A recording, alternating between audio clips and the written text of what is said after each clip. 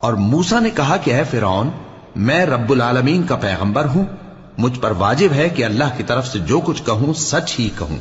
میں تمہارے پاس تمہارے پروردگار کی طرف سے نشانی لے کر آیا ہوں، سو بنی اسرائیل کو میرے ساتھ جانے کی رخصت دے دیجئے۔